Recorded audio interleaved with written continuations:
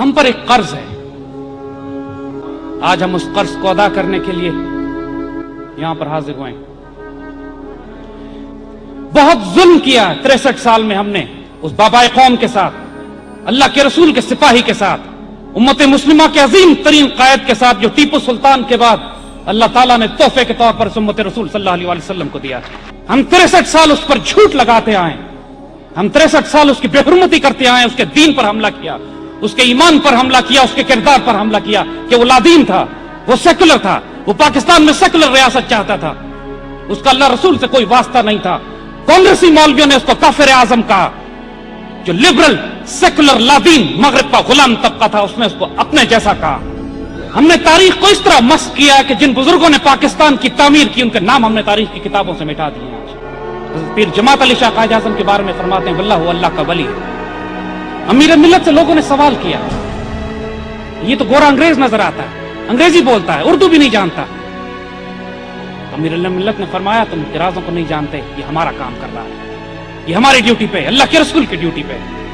قائد اعظم کو ایک قرآن پاک کا تحفہ بھیجا, اس کے ساتھ ایک جائے نماز بھیجا, اس کے ساتھ ایک تسبیح بھیجی.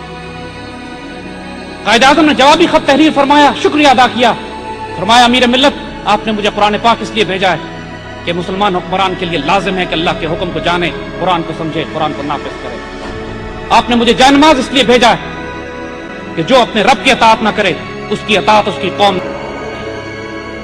آپ نے مجھے تسبیح اس لیے بھیجی ہے تاکہ میں اللہ کے رسول پہ درود شریف پڑھوں کہ جو اللہ کے رسول پہ درود نہیں پڑھتا اس پہ اللہ کی رحمت نازل نہیں ہوتی. آپ حیران ہو کے فرماتے ہیں واللہ محمد علی جناح اللہ کا ولی ہے. میرے دل میں اللہ نے یہی باتیں ڈالی تھی, میں نے اس کا کسی سے ذکر نہیں کیا تھا. اس کو کیسے معلوم ہوا کہ میں نے یہ اس نیت سے یہ تحفے اس کو بھیجے. علامہ شبیر احمد عثمانی سے جو یہ پوچھا گیا کہ راتوں رات آپ تبدیل کیسے ہو گئے, فرمایا میں بھی قائد اعظم کا مخالف تھا, لیکن رات میں خواب میں حضور صلی اللہ علیہ وآلہ وسلم کی زیارت نصیب ہوتی ہے, آپ کے ساتھ قائد اعظم کھڑے ہوتے ہیں, حضور قائد اعظم کی طرف مخاطب کر کے فرماتے ہیں یہ میرا سپاہی ہے, اس کی مخالفت نہ کرنا کبھی. علامہ اقبال سے پوچھا گیا کہ آپ نے اس وجود کو کیوں سلیکٹ کیا, فرماتے ہیں ہی از انکرپٹیبل انپرچیزبل, نہ یہ خیانت کرے گا نہ بکے گا کبھی.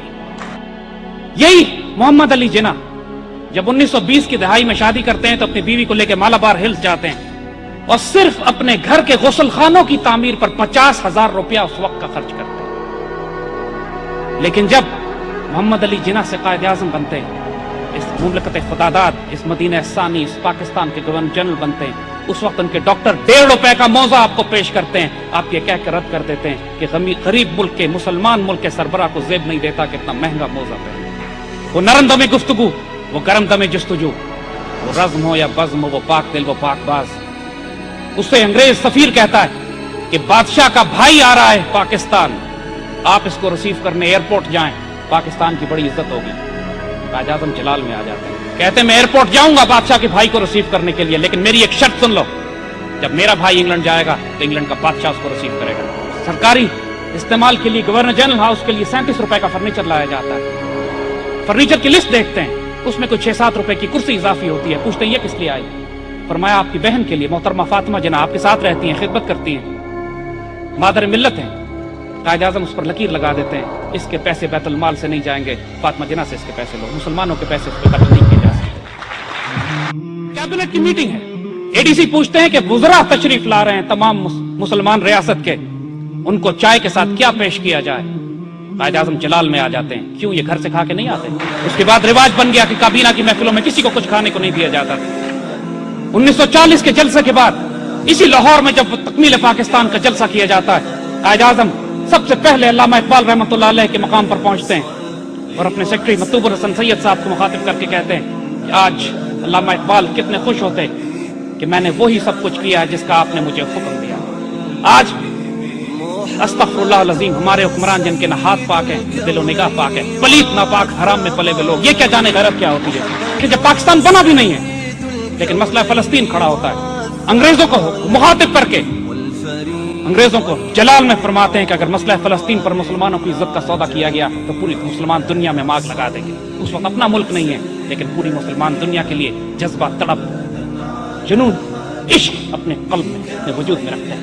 اس قائد اعظم پہ تہمت لگائی جاتی ہے نعوذ باللہ کہ سیکولر تھے, لادین تھے, لادین ریاست بنانا چاہتے ہیں. आसमान क्यों नहीं फटता, जमीन इनको क्यों नहीं हड़प करती, इन बदबख्तों को जो इतना बड़ा बहतान उस फकीर पर लगा। एक रोशन ख्याल मगरिब का गुलाम तबका, दूसरे वो मुल्ला जो कायद आजम को काफिर कहते रहे, उम्मत को कंफ्यूज करके रख दिया, उम्मत को परेशान कर दिया इस झूठ और बहतान में।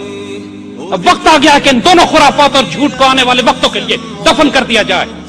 कायद आजम ने इस पाकिस्तान को इसलिए बनाया था कि यहाँ खिलाफत राशिदा का निजाम होगा इंशाअल्लाह। कायद आजम ने इस पाकिस्तान को इसलिए बनाया था कि यहाँ पर कुरान और सुन्नत का निजाम नाफिज किया जाएगा। कायद आजम ने यह पाकिस्तान इसलिए बनाया था कि इसको मरकज बनाया जाएगा कि एक होंगे मुस्लिम यहाँ से हरम की पासबानी के लिए, नील के साहिल से लेकर ताबखा के काशगर तक। ये वो कायद आजम है। जब आपका इंतकाल होने लगता है, जियारत में अपने डॉक्टर से कहते हैं अब मैं बहुत इत्मीनान तसल्ली के साथ दुनिया से जा रहा हूँ, मेरा ईमान है कि यह पाकिस्तान हरगिज वजूद में नहीं आता अगर इसमें फैजान नबी शामिल ना होता। और अब आने वाली नस्लों की जिम्मेदारी है कि इस पाकिस्तान को खिलाफत राशिदा की बुनियाद पर तामीर करें, ताकि अल्लाह ने जो वादे इनसे किए हैं अल्लाह उन वादों को पूरा करें। इस पाकिस्तान की हाँ और ना में इंशाअल्लाह दुनिया के फैसले होंगे। ये वो तकदीरें जो लिख दी गई हैं, अल्लाह सिर्फ उन खुशनसीबों को तलाश कर रहा है जिनके जरिए अपने फैसलों को वो नाफिज करेगा। स्टेट बैंक को जिम्मेदारी दी गई थी कि इस पाकिस्तान से सूद और रिबा का निजाम खत्म करके यहां पर इस्लाम का माशी निजाम कायम करे, जिसकी बुनियाद सोने और चांदी पे, दरहम और दीनार पर, इस्लाम के real wealth based economic model पर।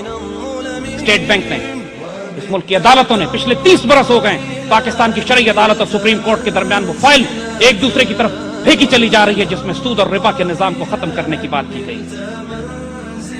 इस मुल्क में अदालती निजाम जो आज भी अंग्रेजों का बनाया हुआ है, जो कुफर के निजाम का बनाया हुआ है, जहां पे सिर्फ तलाक और कत्ल और किराए के मुकदमात 30 साल तक चलते हैं, ये वो पाकिस्तान नहीं था जिसका कायद आज़म ने ख्वाब देखा, जिसके लिए 50 लाख शोहदा हमने दिए और जो आइंदा आने वाले वक्तों में उम्मत मुस्लिमा की क़यादत करेगा। ये अज़ानें बार बार आपके पास नहीं आएंगी। हिंदी थी दीगर नायराज आयत के नायत, फकीर बाज आयत के नायत, दोबारा राज जानने वाले तुम्हारे पास शायद आए या ना आए, ये फकीर तुम्हारे पास दोबारा बार बार लौट कर नहीं आएंगे। तौबा का वक्त तुम्हारे पास अब है। कुछ हुक्मरानों को भी वार्निंग दी जा रही है, इनकी कब्रों के निशान किसी को नहीं मिलेंगे। जिस रविश पे ये चल रहे हैं आज, अल्लाह ने अपने बंदे लेकर आने, वो आने वाले हैं, सिर्फ इंतजार करो, हम आपके साथ इंतजार कर रहे हैं। अल्लाह इस पाकिस्तान का हामी और नासिर है और रहेगा इंशाअल्लाह।